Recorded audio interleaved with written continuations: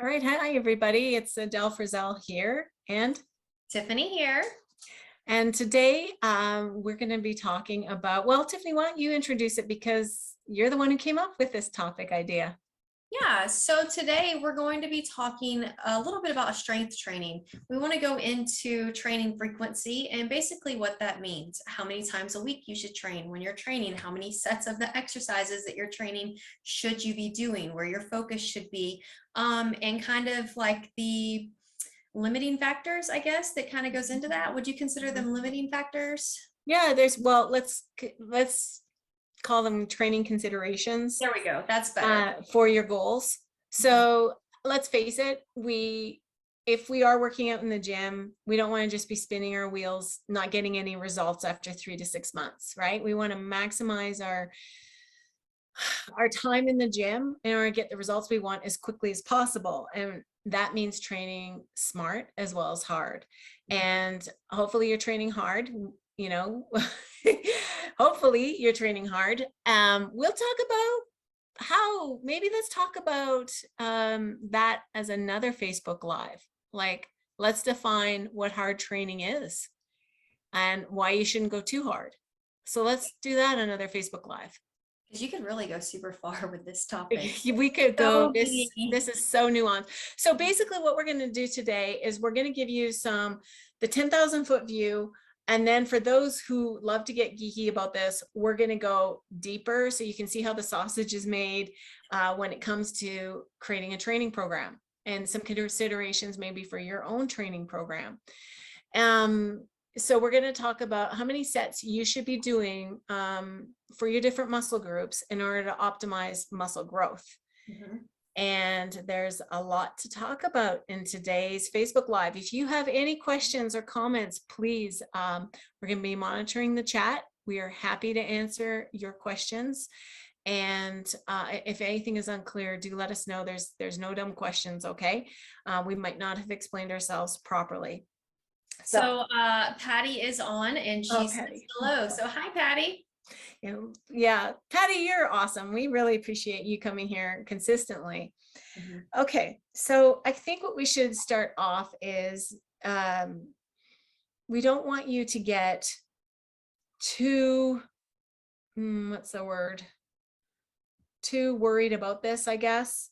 Like, Mhm. there is no perfect rep range or set range, but there are guidelines that, depend on a lot of variables, and we'll go into some of those variables. It also depends on your goals. Like, do you want to be a bodybuilder? Do you want to be a strength athlete? Or are you just sort of what we call a lifestyle client who wants to build a more shapely, toned body, get stronger, but isn't planning to ever hit the stage or hit the platform and compete? Because those are considerations too. If your life doesn't, you don't want your life to revolve around the gym, then yeah, there's other factors at work there. So maybe let's just start off. Let's. One of the considerations is like how long you've been training. Mhm. Yeah. So one of the things is they break down how many sets or the training frequency by how long you've been training, as Adele said. So you've got your beginner, intermediate, and advanced lifters. So the broad scope of advice is if you're brand new to training, 10 to 12 sets per major muscle group is what you should be targeting. Now, keep in mind, it's better to break this down into a smaller goal because let's be honest, 10 to 12 sets of every major muscle group that could lead to being in the gym every day for like 3 hours a day. It's not necessarily realistic. So that's why we do advise that we take it one muscle group at a time, see how you respond, and then you can start to kind of make this into your own program. But I digress. So beginner, 10 to 12. Intermediate, you're usually 12 to 15. And then advanced can be anywhere from 20 to 25 or more, depending on what your goals are, sets per week.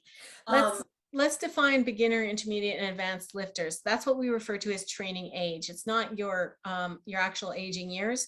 Your training age is how long you've been consistently training in the gym for. So like I started weightlifting at 19, but then I had a huge hiatus of like a decade.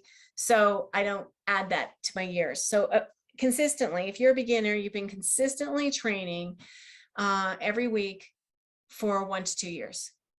Okay, intermediate, I'd say 3 years to 5 years, in advance would be 6 years and up. Yep. And by the Okay. time you reach that advanced stage, you really have a really good understanding of how your body adapts to the training volume that you put on it too. So Yeah. you're able to really dive in even deeper with Yeah, because a training. beginner won't know their own body that well, in the sense that, oh, like, and let me give you an example. My calves are very anabolic. I don't need to work them out. They just blow up hiking in the summer. My shoulders, I've always wanted like nice shoulder, boulder shoulders. They require, they're considered a lagging body part. For me personally, everyone has a lagging body part and a body part that responds really well to any kind of training. Lagging body parts require more volume. You're probably not going to know what your lagging body parts are as a beginner. You're just going to know, oh, I want to make my butt rounder and perkier. I want, that I want more toned arms, but you don't necessarily know how those specific muscles actually respond to training yet. Intermediates, they got a pretty good idea after a couple of years of lifting, which ones they got to work extra hard to grow. Yeah. And once you're advanced, everything grows really slowly because you've made all your newbie gains in the beginning. Like as a newbie, you're lucky. You can grow muscles really fast without much training time required. Your body is hyper responsive to growing. And as time goes on, it takes more work, more intensity of effort to grow to grow your muscles and continue to grow them.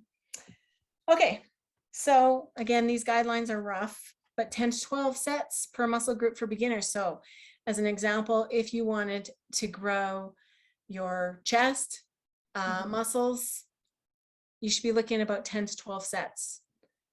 But there are, again, some considerations here. Certain muscles require more volume than other muscles. So the 10 to 12 is a very rough guideline. I wouldn't say it's 10 to 12 for shoulders, 10 to 12 for chest, 10 to 12 for your butt, 10 to 12 for your quads. It's actually not like that. There is some research into this by Renaissance periodization on which specific muscles need more volume, more sets. When I say volume, I mean sets, than others. Okay. Yeah. So an example would be shoulders. Yeah. Triceps. Yeah, the smaller muscles, calves for most people. Yeah, generally the smaller muscle group it is, the more volume you need to grow it. The larger the muscle is, usually the more weight intensity you can put on it, and you don't need quite as many sets to grow it. Not to mention our larger muscle groups, we're constantly using those. For example, your quads. You walk all day, every day, right? It's something that you're constantly using. Whereas our triceps, we're not always using the triceps so much, not in day-to-day activity. Sure, from time to time we use them, but it's not like all day long you're relying on your triceps. So it's just, keeping in mind how often they're used in normal day-to-day life as well.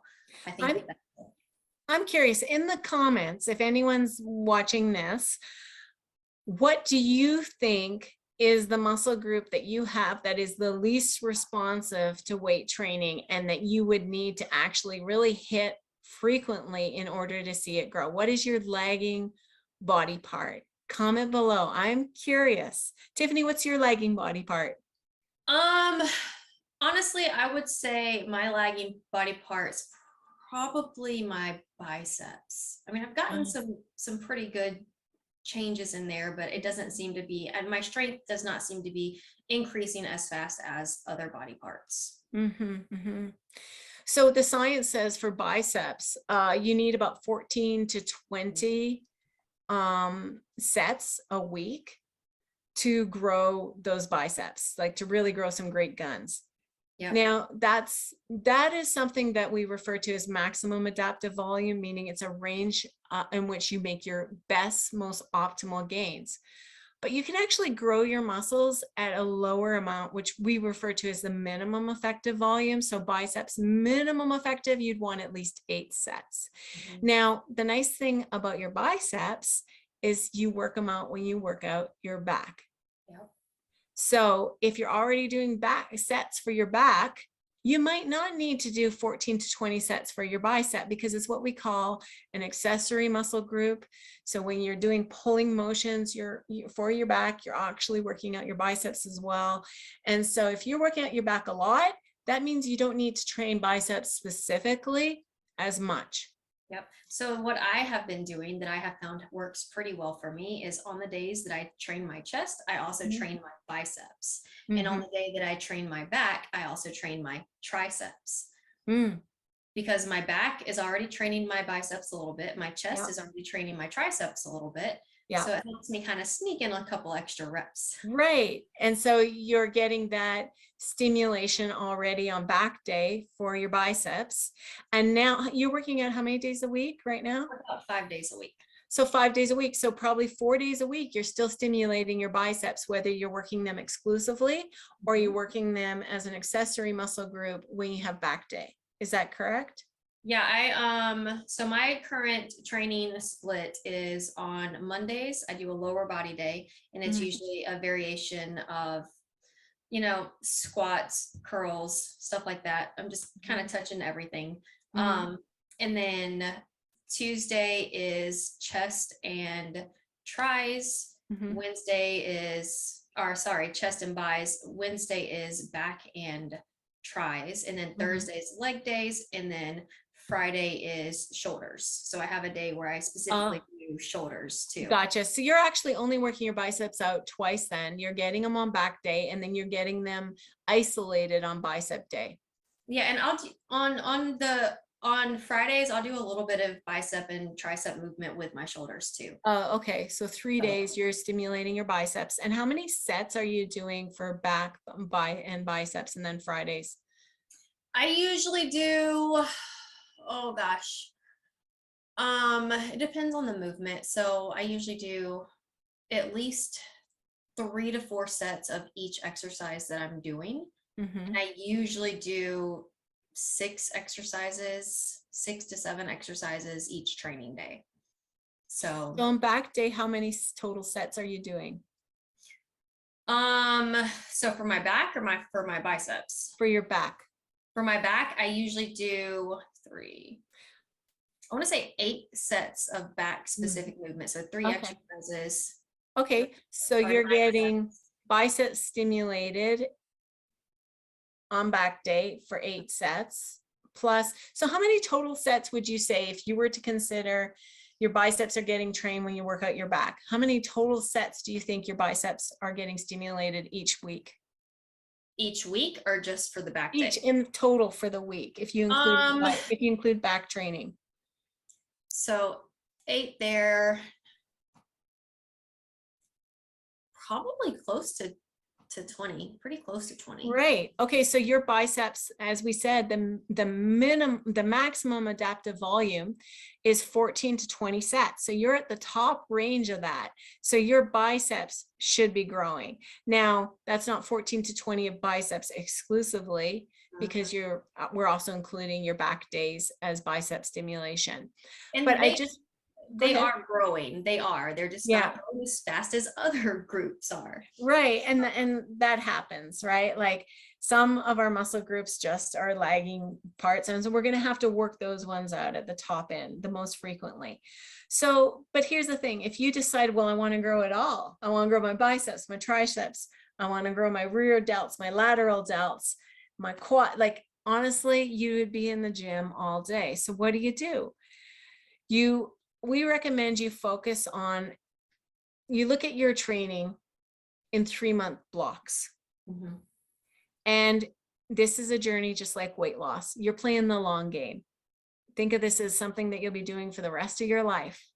So for this 3-month block, what do you want to emphasize? Like on my last 3-month block, I was emphasizing chest because I was competing in bench press. This 3-month block, my legs have been a bit neglected, so I'm focusing on legs. right? And I'm still going to work my chest, Mhm. but I throttle back the amount of sets I'm doing so I can keep my strength, not necessarily grow it, but I can stay strong. Okay. And that is something that we refer to as maintenance volume. And that's the amount of training or number of sets that allows you to maintain your current level of muscular size. So you can't do everything all at once. So pick a body part you want to grow, work out the maximum number of sets to grow it, and then put your other body parts, I guess, into maintenance volume. And that allows you to maintain whatever gains you made from your last training cycle. Yeah. And so there's metrics for that as well. So when we are designing people's programs, when they're new to us, we don't know what your lagging body parts are yet if you don't know what they are. So we're going to do a lot of things, but over time in coaching you, we can start to figure out what we want to emphasize, what sets we need to increase, etc. Yep. And we always listen to your guys' input on that as well. Like I have some clients who don't love leg days so much. So I've made some switches on the leg days for them. And I've got some clients who really do love lower body training and that's where they want to focus. So we do always keep that in mind. We're not going to say, oh, I know you said you don't want your shoulders to get bigger, but let's train shoulders, you know? Yeah. Yeah, exactly. So when we take a new client on, they fill out a questionnaire and we ask what body parts do you want grow, what body parts do you not want to grow any bigger. So those are considerations. But the biggest bang for your buck is the compound movements. If you're really limited on time. So maybe you can explain what we mean by that? Yeah, so the compound movements, they're simply movements that work multiple muscle groups at one time.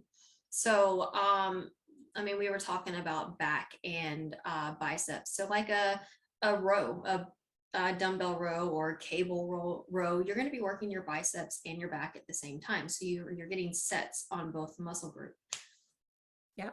So if you're ever short on time and you can't do the full training program, we recommend you just do the compound movements. So those like your back, your chest, your legs, and don't worry about the little ones like your biceps and your triceps and your calves and your shoulders, because those are going to get worked in order to do the back and chest exercises and stuff.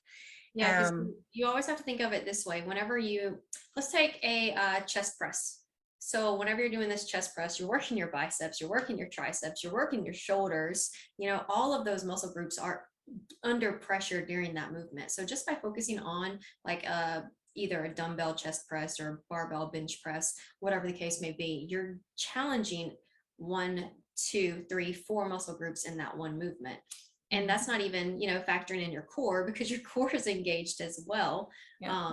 So yeah, it might surprise people that there are a lot of lifters who never work their abs because yeah, exactly. So if you are doing free weights, especially, you're going to get a core workout. And by free weights, I mean dumbbell, barbell, not the machines. You're going to, because let's face it, when you're standing and pressing on a weight above your head, you have to brace your core. So it's getting worked out as a consequence of working out with dumbbells and barbells. Sitting on a machine to do something, not so much. So yeah, if you're short on time, focus on the compound movements. You get a lot of bang for your buck. And remember, something is better than nothing, right? So back to the beginning, we were talking about ranges for beginners, intermediate, and advanced. So just to recap, beginners, approximately 10 to 12 sets per muscle group. But we know that some muscle groups require more, especially the smaller muscle groups. And why can we work those out more than the bigger muscle groups? Any ideas? Comment below. Any ideas why you can work out your shoulders a lot more frequently and do a lot more sets than say your quads? So no one has commented on that, but Maureen said hi to both of us. Hi, Maureen. I want you guys to think about the recoverability aspect of things. How long does it take for a smaller muscle to recover versus a larger muscle?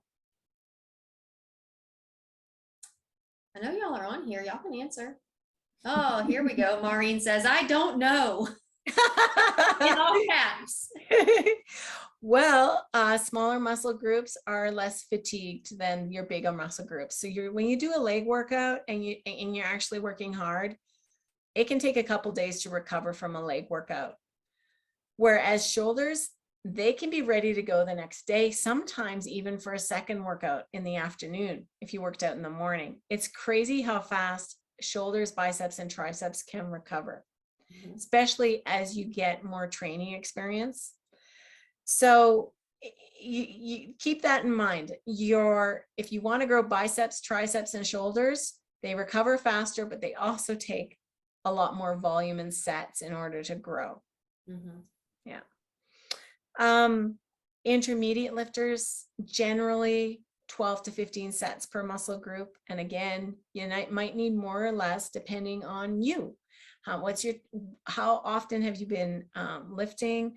How is your sleep? How is your nutrition? If your nutrition is poor, you're not going to recover as well. If your sleep is poor, you're not going to recover as well. Stress, that's another big one. Stress plays a role in your recovering. Your state of health plays a role in your recovery. Injury, hydration is a big one. There's so many factors that go into recovery, and how hard and intensely you work out in the gym. Lots of people don't push themselves hard enough. Yep. So these are some of the considerations. considerations. You're pushing yourself hard enough. Yeah, let's talk about that at the next Facebook Live. No, I just said pop quiz, so if anybody wants to take a guess. Yeah, our clients should know, because in their training log, they report on that. And it's a specific metric, and we'll give you a tip. It's from 1 to 10. Okay. We want you to shoot for a 7 or an 8 most of the time. Not a 10. We don't want you to working out to the point of failure. We'll tell you why in another Facebook Live. So advanced lifters, 15 to 20 sets to grow. Why? Because you've already experienced a lot of the growth you're ever going to get. And now any work you do, it's going to be very incremental, the changes that you're going to see over time. It's, when you're a beginner lifter as a female, you might put on 10 or 15 pounds of muscle in your first year.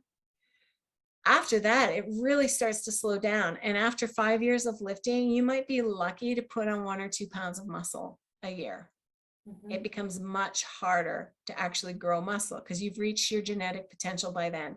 As long as you're training well and your nutrition is on point and you have smart training. And I think that it's really important to note too that your genetics plays a huge role in this. Yeah. Some people are genetically capable of gaining muscle very easily. Some people are not, like you mentioned with your calves. You know that is genetically possible for you. Your calves grow really easily. Yeah. And some people can train for years and barely gain 5 pounds of muscle mass. Yeah. And that is unique. Like I will say probably less than 10% of people are what we call non-responders. They train and train and train, and they see almost no change. And some people who think that they're non-responders, I think most of those people are actually responders, but they're not training smart. Their nutrition is not on point. They're maybe not training hard enough. But I think the smart programming, it makes all the difference, because my husband, for example, I had him do a program I created for him, and he saw the best results he had ever seen. But this was after training with him for many years and seeing that my husband actually needs a lot more volume in order to grow. And so we did more full body stuff, not daily, 3 to 4 times a week rather than a split. Because it's like he had to hit those body parts frequently, several times a week, which is something we never talked about, actually. Let's talk about that. Oh, and he needed a lot of reps. He needed to do higher rep schemes. But anyway, let's talk about frequency. Let's say you're a beginner and you're trying to hit 10 to 12 sets per major muscle group per week. Why would you not want to do them all in one day? Like, okay, I'm going to the gym, I'm going to have a massive 3-hour workout. Well, I mean, first of all, 12 sets, I'm just sitting here thinking, why would I want to do 12 sets of bench press in one day? I don't know that I would physically be able to. Yeah. So basically, you guys want to split this up in 2 to 3 days if possible, because by the time you get to that final set, you know what, out of 12 sets, by the time you get to set 6, you're going to be fatigued. Your muscles are going to be tired. You're going to start doing what we call junk reps, meaning I don't care how I get this up there, I'm just throwing it up. I'm not focusing on form. I'm not focusing on safety. I'm just moving this and saying I did it, Wow. and that's not beneficial. Yeah. You're just making yourself tired at that point. Mhm. So, well, I think that's it. You're going to get a lot of junk volume in, and I'd rather you guys do half the amount of sets and just do them really well with good technique. You'll get way more stimulation out of that for your muscles to grow. But the other thing is your recoverability. You have a big session in the gym. You might be so sore it takes you a whole week to recover, Mhm. right? So it is much better to stimulate that muscle 2 or 3 times a week than once a week. And ideally, you want to work out again when you feel like ready to go. Okay. Like you can now go into the gym and perform all the sets as planned according to your training program and do them well with good technique. If you find you're regressing and you actually can't lift as much weight as you did in your last training session, then you're probably not recovered enough and you should have actually taken an extra day. And I think that's something to be that people get stuck on as well, is we get this question pretty often, is my muscles are sore, should I work out? And the answer is yes, you can. You can still work out with sore muscles, but there's a caveat to that. How sore are your muscles? What body group are you planning on training that day? If you are still recovering from a very heavy leg day and you can barely get on and off the toilet, you probably should not do another leg day at this moment. Focus on a different body group. Yeah, 100%. So try to rate yourself out of 10. This question came up by Sarah Campbell asked it in the Facebook group. It was a really good question. Like, I feel like I'm a 5, 6 for training. Should I still train? I'm like, yes. What you want though is to go in and do a little bit more of a warm up to get the blood flow to that area. Do more warm up sets as well before you get into your working weight and your working sets. And if you find like, gosh, this is really hard and I can't do it with good technique, or I can't lift as much weight as I just did, then you probably need to just not work that muscle group that day, go and do something else, you know. But most people baby themselves too much and they're not used to being sore. And so they get scared, like I might hurt myself. You're probably not going to hurt yourself. Like if there's actual physical pain and it's preventing natural movement, yeah, you should take some more rest. But I've been sore after leg day. It's actually expected with any new training program. You're going to be extra sore the first couple of weeks as your body adjusts. It's like, oh, you're working out muscles you haven't worked out before or in a while, and your body will adjust, and you will find that delayed onset muscle soreness that goes down over time. I mean, there's still going to probably be a little bit of it, but nowhere near as severe. I actually had a pretty intense training session on Monday, and after I walked away from it, my legs are wobbly. I'm like, oh, I'm feeling like a baby giraffe trying to take its first steps, and I'm like, ooh, buddy, these might be sore after this workout. Yeah. The next day I was fine. I had a very tiny bit of tenderness, and I think that that's just because I consistently train and do very similar movements. Yeah, exactly. And then if you introduce new exercises, you might be a little bit more sore for the first week or two until you get used to that new training program. Yeah. Even though you're working out legs, just a change of exercise for your legs, a different leg exercise can kind of stimulate things in new ways and make you go, oh, ouch. Okay. I feel that. Yeah, I feel that. You'll come to love it though, right? Like, I love it. yeah. Yeah. It feels good. It's like, oh, I have muscles and they're growing. Was there anything we wanted to cover here? any questions in this Facebook Live that you might have? Let No us know. questions, but Joan said, OMG, your questions are hard. That's good. Okay, so let's do a recap. There's no perfect rep range or set range. It depends on your training age, your goals. Are you a beginner and intermediate and advanced? You're going to need more sets the more advanced and experienced you are. Guidelines are rough. Genetics has a lot to do with things, along with those other lifestyle factors we talked about, like nutrition, sleep, hydration, etc.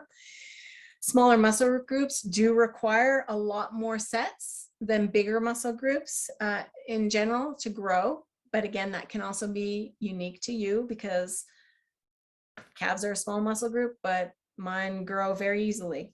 And again, with the smaller muscle groups, you can train them more frequently as well. Yes, and you probably will in order to make them grow. So if I want boulder shoulders, I need to train those at least 4 days a week.